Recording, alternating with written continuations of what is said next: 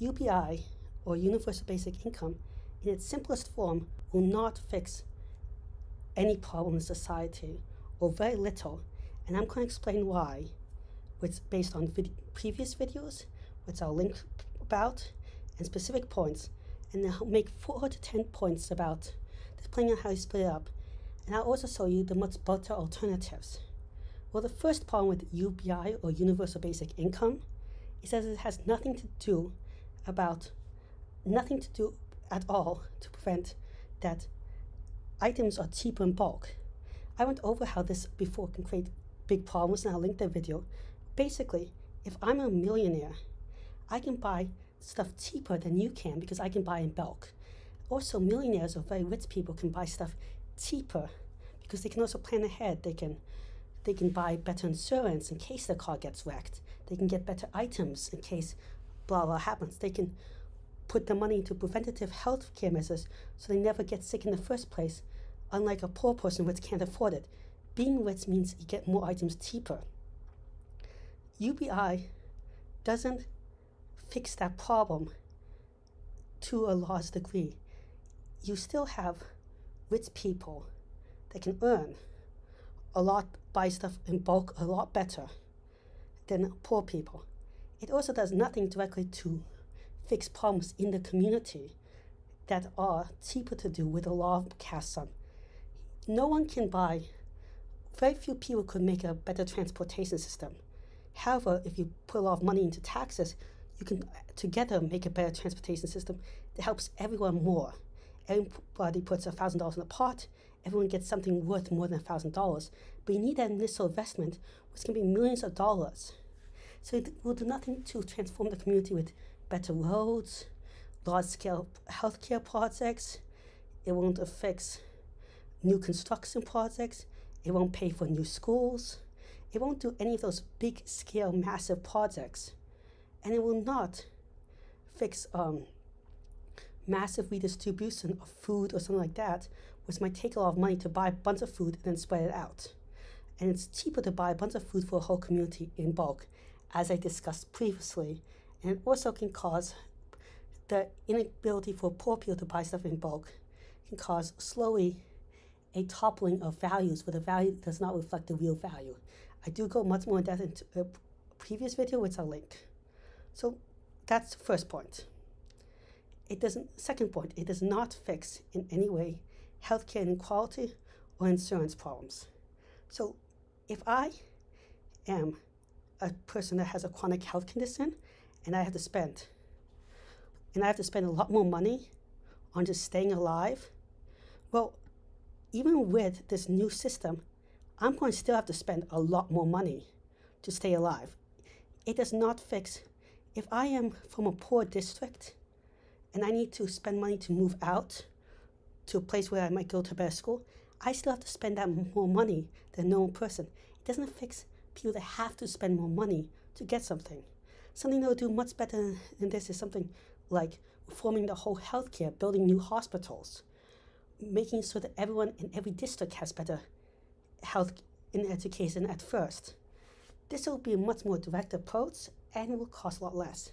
It doesn't also fix the insurance problems where I have a previous video, but insurance, the more people that put the money in the pot, the better insurance gets and the cheaper insurance gets. It also, more people put money in the pot, the better we can prevent health outbreaks and stuff because everyone is healthy and my health protects your health. So putting a bunch of money in a pot really works well, and that's also the step necessary in future of insurance because the less you can predict the system, which means there's less people, the more expensive insurance. Again, I have a previous video on that. But universal basic income does not address that because it splits up the cash randomly to every little individual. And I will maybe still have the more expensives. Third point, UBI is expensive. UBI is complicated. It can also be expensive, but it's complicated. I have to first figure out a tax system.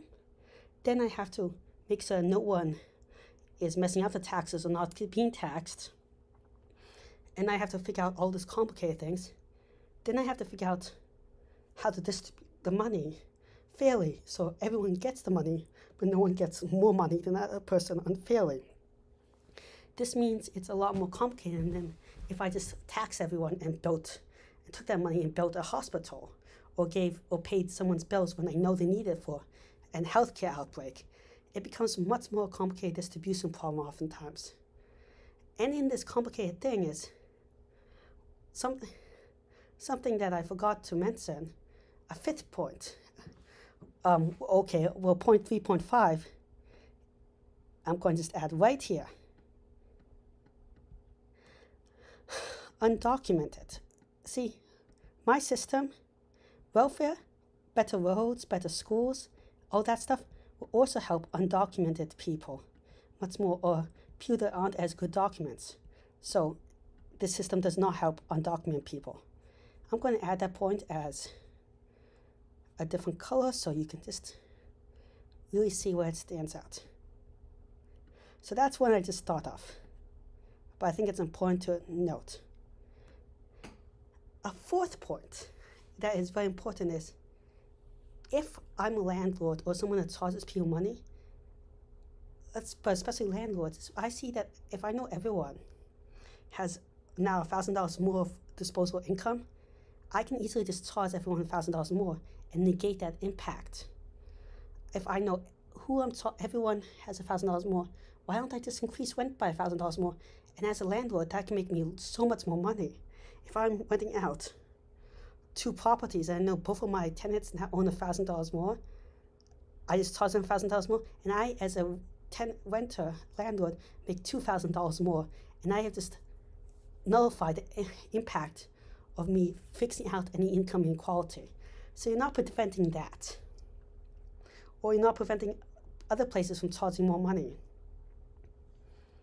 So the final point I want to talk about is the implementation. Right now, how much welfare you get, or food stamps or SNAP programs, and I'm talking about very much in general, depends on how much money you earn.